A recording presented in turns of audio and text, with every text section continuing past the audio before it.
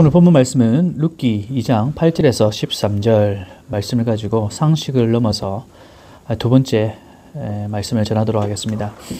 계속적으로 보아스와 룻의 대화를 살펴보고 있죠. 우리가 상식적으로 살아가야 한다라고 지난주 말씀드렸죠. 뿐만 아니라 상식을 또한 뛰어넘는 그런 삶이 우리에게 필요하다. 왜 그렇죠? 우리가 그리스도인으로서 그리스도인이기 때문에 그렇죠. 그리고 또 세상에 있으나 세상에 속한 자들이 아니라 하나님 나라에 속한 자들이기 때문에 우리는 상식적으로 살아갈 뿐만 아니라 그 상식을 뛰어넘는 거죠. 우리가 하나님의 백성으로서 하나님 나라의 질서를 배우면서 또한 그 질서에 순종하는 자들이기 때문에 그렇게 살아야 됩니다. 뿐만 아니라 예수 그리스도를 닮아가는 자들이기 때문에 그렇다는 거죠. 보세요. 예수님은 아주 상식적이죠. 뿐만 아니라 더 나아가 이 세상의 상식을 넘어신 분이십니다. 지난주 제가 상식을 넘어서 첫 번째 말씀을 전하고 난 다음에 제가 얼마나 상식적으로 살아가는가, 더 나아가 이 상식을 넘어서는 그런 삶을 살았는가 한번 좀 돌아봤습니다. 사실 특별하게 상식을 뛰어넘는 그런 삶은 없었던 것 같아요. 그냥 일반적으로 그냥 상식적인 그런 부분들, 매장에서 손님들에게도 굉장히 상식적으로 그렇잖아요. 손님들이 왔는데 물건을 사러 왔는데 제가 물건 값을 받지 않고 그 상식을 뛰어넘어서 그냥 주는 것, 그건 아닌 것 같죠. 아니지 않습니까? 매장에서 손님을 대할 때 상식적으로, 운전할 때도, 집에서도 특별하게 상식을 뛰어넘는 일들은 하지 못했던 것 같습니다. 하지만 제 안에서 계속적으로 말씀을 가지고 묵상했다는 것, 거기에 대해서 굉장히 스스로 자부하며 만족하고 있습니다. 여러분은 어떻습니까? 우리가 말씀을 듣고 그 말씀을 가지고 한 주 동안 이렇게 계속적으로 묵상하면서 그 말씀이 내게 어떻게 도전되어지고 또 그 말씀을 통해서 내가 어떻게 행해지고 있는가, 이것이 굉장히 중요한 것 같습니다.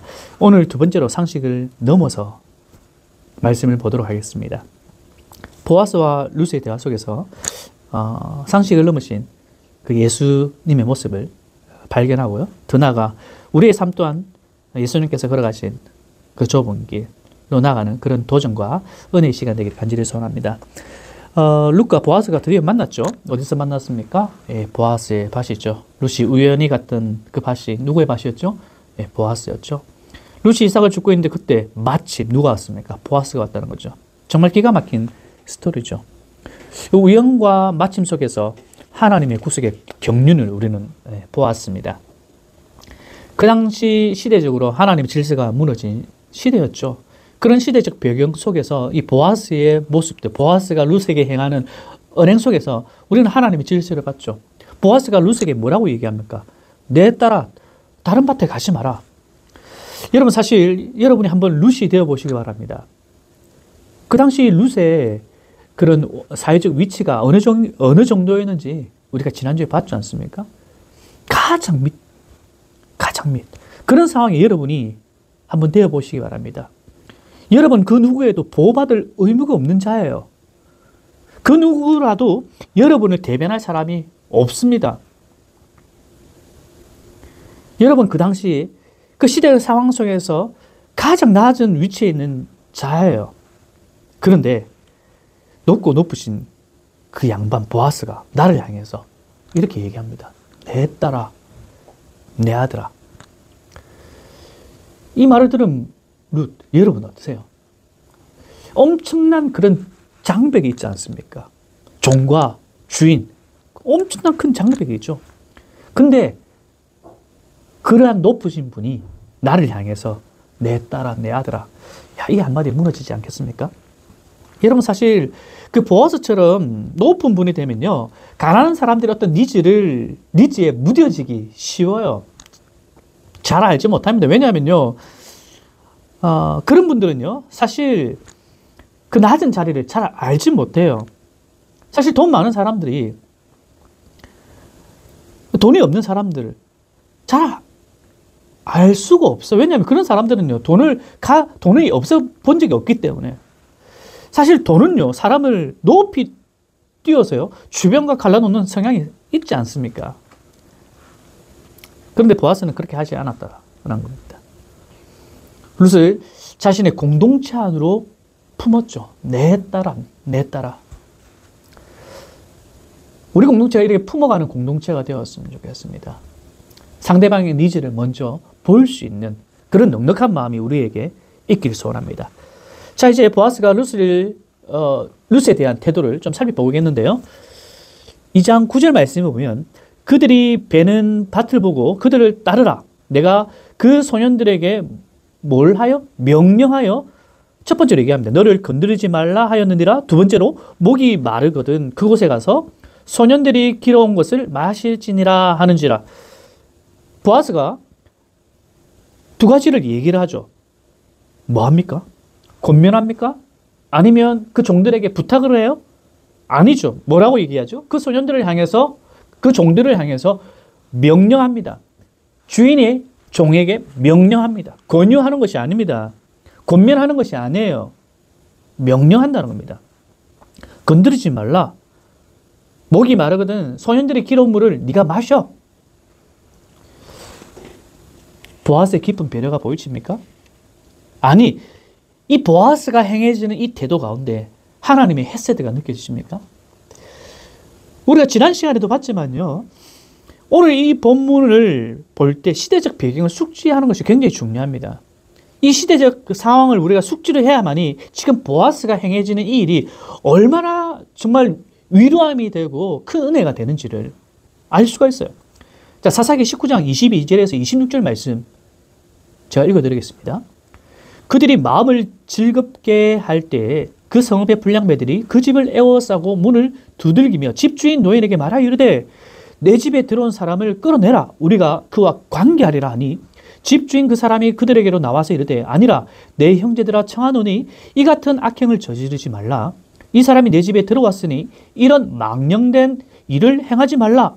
보라, 여기 내 처녀딸과 이 사람의 첩이 있은즉 내가 그들을 끌어내리니 너희가 그들을 욕보이든지 너희 눈에 좋은 대로 행하되 오직 이 사람에게는 이런 망령된 일을 행하지 말라 하나 무리가 듣지 아니하므로 그 사람이 자기 첩을 붙잡아 그들에게 밖으로 끌어내매 그들이 그 여자와 관계하였고 밤새도록 그 여자를 능욕하다가 새벽 미명에 놓은지라. 동틀 때 여인이 자기의 주인이 있는 그 사람이 집 문 앞에 이르러 엎드려져 밟기까지 거기 엎드려져 있더라. 여러분, 사실 그야말로 충격적인 사회적 실상을 적나라하게 묘사하고 있지 않습니까? 이런 시대가 지금 사사시대고 룻기의 배경이 되는 모습입니다. 성적으로 굉장히 문란한 시대예요. 하나님의 법과 전혀 무관하게 살아가고 있는 실정입니다.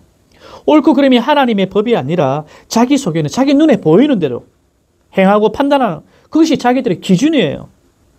그렇다면 오늘 룻이 얼마나 큰 위험에 노출되었는가 우리는 충분히 알 수 있죠. 이런 상황에서 보아스는 자비를 베풉니다. 소년들에게 명령하죠. 너네들 룻 건드리지 마. 룻 건드리지 마. 이 건드리지 마. 건드리다 히브리어로 다바크란 말인데 이 말은 착 달라붙다, 만지다, 상처 입히다 라는 의미를 가지고 있습니다. 너네들 룻에게 착 달라붙지 마. 만지지 마. 상처 입히지 마. 보아스가 왜 이런 말을 했을까요? 우리가 시대상을 받지 않습니까? 금하지 않을 때 보아스가 이것을 권면이 아니라 권유가 아니라 왜 이렇게 명령할 수밖에 없었는가? 이 시대적 상황을 보면 알 수 있다는 거죠. 만약에 이렇게 하지 않을 때 어떤 일이 벌어질지. 여러분, 그리고 한번 보아스의 종들의 입장에서 한번 좀 살펴봤으면 좋겠습니다. 여러분, 지금의 상황이 납득이 갈 만한 상황인가요? 그렇잖아요. 어디서 굴러온 여자에게 이런저런 혜택을 주고 있는 상황이잖아요. 뭐 그 가운데 이렇게 생각하는 종들도 있겠죠. 와, 우리 주인님은 정말 멋져. 대단하셔. 평소에도 그런 보아스가 이런 선함을 베풀었을 거라고 저는 생각을 합니다. 그래서 뭐 보아스가 룻에게 행하고 있는 이런 모습을 보면서 이렇게 생각할 수도 있죠. 하지만 그런 자들도 있지만 그렇게 생각하지 않는 사람 종류도 있지 않겠습니까? 분명히 반대로 왜 저런 애에게 이렇게 부당한, 자기들의 입장에서 부당한 거죠. 그러면서 얼마나 욕을 하겠어요. 이삭을 줄 때 계속적으로 욕을 하겠죠. 얼마나 그걸 듣고 있는 룻은 힘들어 했겠습니까? 하겠습니까? 룻이 이삭을 공짜로 줬고 이런저런 대우를 받는 것이 그들에게는 얼마나 짜증나는 상황이겠어요. 저만 그렇게 생각합니까? 여러분, 울산에 한 2, 3년 전부터 정말 많은 외국인들이 들어왔습니다. 외국 노동자들이죠. 작년 여름 제가 GS 편의점에 있으면서 여러분 다 같이 와서 함께 일을 했지 않습니까? 기억나지 않습니까? 그 밖에 얼마나 많은 외국인들이 왔는지, 여기가 한국인지, 정말 우리가 농담 삼아 했죠. 여기는 동남아이라고. 여러분, 이 친구들이 저에게 와서 대부분 이렇게 얘기를 해요. 아, 일이 너무 힘들다. 사실 힘들죠. 저도 외국에서 이렇게 살아보면서 거기서 이런 여러 가지 일을 하면 힘들죠, 당연히. 이런 말을 들을 때 저는 한편으로 사실 이런 마음이 들었어요. 너네 나라에서 일하면 이 정도 월급 받지 못하지 않냐. 그렇지 않아요, 실질적으로. 여기서 한 달 일하면 사실 그 친구들의 나라 가면 뭐 5개월 정도 이상의 수입을 받지 않습니까? 근데 제 마음 가운데서는 이런 생각도 있죠. 그 정도의 수입을 많이 받기 때문에 어느 정도 불편하면 너네들에게 당연한 것은 아니니? 좀 부당한 대우를 받아도 되는 것은 아니니? 라고 하는 어떤 이런 생각이 사실 있었죠. 바로 이런 마음과 행동이 바로 다 바뀝니다. 상처를 입히다는 겁니다. 솔직히 제 마음이 그랬던 거죠. 말씀을 이렇게 준비하면서 보아스가 종들을 향해서 명령했던 다바크, 상처 입히지 마. 이 메시지에 저 또한 작년에 있었던 이런 여러 일들을 돌아보면서 참 회개하는 마음이 들었습니다. 아무튼 이런 측면에서 보아스가 룻에게 보인 헤세드는요, 바로 하나님의 사랑이죠. 그러니까 근원적으로 우리가 어떻게 착할 수가 있나요? 우리가 어떻게 선할 수가 있나요? 바로 보아스가 보인 이 행위는요, 바로 하나님의 사랑의 근원인 거죠.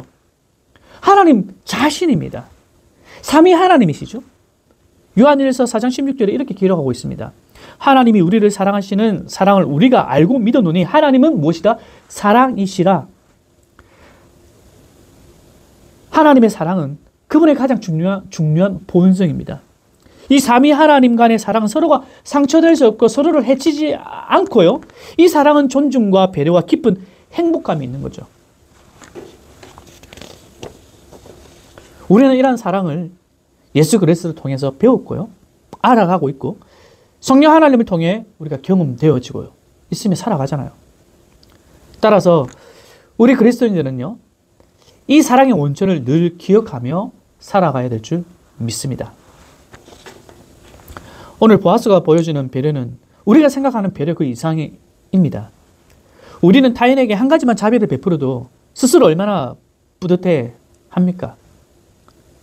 누가 그 이상을 요구하면요, 오히려 불편합니다. 여러분 보세요. 식술도 많은데 내 땅에서 이삭을 죽게 한 것만으로도 충분한데 보아스는 그 이상의 상식을, 우리가 가지고 있는 그 상식을 넘어서는 자비를 베풀죠. 이것을 단순히 보아스의 상식이 넘는 자비 정도로 봐서는 안 됩니다. 하나님의 구원 역사 속에서 살펴봐야죠. 바로 구속사입니다. 룻을 통해 앞으로 어떤 일이 일어나죠? 바로 예수 그리스도가 탄생하지 않습니까? 성부 하나님으로부터 보내심을 받은 예수님이 완전한 인간으로 오시기 위해 준비되어지는 구속사의 아주 중요한 역할을 누가 감당합니까? 바로 룻과 보아스죠. 그 일을 보아스의 깊은 배려로 시작되고 있다는 것. 그 보아스가 믿는 자. 그렇다면 그 믿는 자는 어떻게 우리가 살아가야 되는가? 고린도전서 15장 58절에 그러므로 내 사랑하는 형제들아 견실하며 흔들리지 말고 항상 주의 일에 더욱 힘쓰는 자들이더라. 이는 너희 수고가 주 안에서 헛되지 않은 줄 알미라. 뭡니까? 그리스도인들은 이 주의 일이 뭡니까? 우리 교회 안에서 일어나는 일들을 얘기하는 건가요? 포함해서 세상에 살아가며 그리스도의 믿는 믿음 안에서 하는 모든 행동들이죠. 우리의 삶이 그냥 그런 삶이 될 수 없는 이유입니다. 내 삶의 흔적이 곧 하나님의 영화롭게 하는 일이 되기 때문이죠. 작은 배려가, 작은 성금이 그것으로 끝나지 않음을 우리는 기억해야 합니다. 마지막으로 보아스가 룻에게 이렇게 얘기하죠. 목마르거든 그 남자가 가져온 물을 가져다가 마셔라. 정말 상식을 넘어서는 발언입니다. 지금은 추수 때예요. 곡식을 거둘 때입니다. 이스라엘은 건기와 우기가 있다 했죠. 우리가 좀 반대로 생각하시면 됩니다. 지금이 밀보리 추수 때 바로 건기 때입니다. 물을 구하기가 어려워요. 일하다 보면 얼마나 목이 마릅니까? 그렇다면 이 당시 보통 물을 길러 오는 대상은요, 여자입니다. 그런데 보아스는 뭐라고 얘기합니까? 공짜로 이삭도 죽고 또 높은 배려로 남자들이 오지 못하게 했으니까 너도 하나는 해야지. 이 정도 네가 배려를 받았으면 한 가지는 내줘야지. 저기 오물가가 있으니까 물을 좀 가져와서 너도 마시고 그리고 함께 일하는 저 친구들에게도 좀 물을 주면 좋지 않겠니? 라고 한가요? 사실 이게 어떻게 보면 일반적이죠. 우리도 그렇잖아요. 한 가지도 아니고 두 가지를 베풀었으면 우리는 최소한 상대로부터 뭔가 한 가지 정도는 받으려고 하는 심보가 있죠. 이 정도 했으니까 하나 정도 받는 것은 상식적이지 않나요? 이런 마음이 일반적입니다. 오히려 상대로부터 한두 가지를 베풀었는데 받지 않으면 오히려 내가 베푼 한 가지, 두 가지 일 또한, 선한 일 또한 괜히 베풀었다라고 후회까지 하진 않나요? 참으로 연약한 우리의 실제의 모습입니다. 여러분, 우리가 베풀었으면요, 한 가지를 베풀고 두 가지를 베풀었으면 또 한 가지를 베풀 수 있는 넉넉한 마음이 우리에 있기를 소원합니다. 그리고 더 나아가 베푸는 것으로 마쳤으면 좋겠습니다. 그게 보아스의 모습이죠. 사실 그 당시의 사회상을 바라볼 때 보아스가 하는 이런 행동들은 오히려 주변 사람들에게 손가락질 받을 만도 하죠. 그렇게 베풀었으면 하나 정도는 받아야지. 그런가요? 오늘 보아스가 베푼 상식을 넘어서는 베품과 이 섬김, 여러분 누가 떠오르십니까? 마가복음 10장 45절입니다. 인자 누구죠? 예수님이죠. 예수님이 온 것은요, 섬김을 받으려 함이 아니라 도리어 섬기려 하고 자기 목숨을 많은 사람의 대속물로 주려 함이라. 예수님의 섬김, 끝없는 섬김이죠. 바로 대속물이 되시기 위해. 그분께서 우리에게 무엇을 바라셨나요? 목숨을 주시면서 우리에게 내가 이 정도 했으니까 너는 이 정도는 해야지. 내가 이 정도까지 했으니까 너는 최소한 이건 해야지.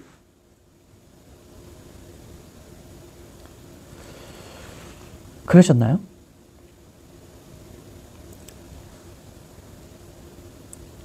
이것이 바로 은혜입니다. 여러분, 이유가 없어요. 아무 대가가 없습니다. 받을 자격도 없죠. 우리는 전적으로 이렇게 살다가 죽고 그 이후에 영원한 지옥에 가야 할 마땅한 자들입니다. 이것이 우리의 운명이에요. 그러나 마침 하나님의 거부할 수 없는 은혜가 예수 그리스도를 통해 십자가의 죽으심과 부활하심을 통해 우리는요, 사망에서 생명으로 옮겨졌다는 이 놀라운 사실. 이 그 무엇으로 설명할 수 없는, 그 어떤 것으로 가치가 측정될 수 없는 그것을 받아 누리는 저와 여러분이지 않습니까? 이미 우리는 상식을 넘어서는 어마무시한 은혜를 받은 자라는 사실 앞에 여러분 어떻게 살아가시겠습니까? 먼저는 여러분이 이번 한 주 동안 말씀을 묵상하시면서 먼저는 상식선에서 사시길 바랍니다. 더 나아가 상식을 넘어서는 타인을 향해서 하나님의 헤세드, 하나님의 은혜, 하나님의 사랑 하나씩 하나씩 흘려보내는 그런 한 주의 삶이 되시기를 간절히 소원합니다.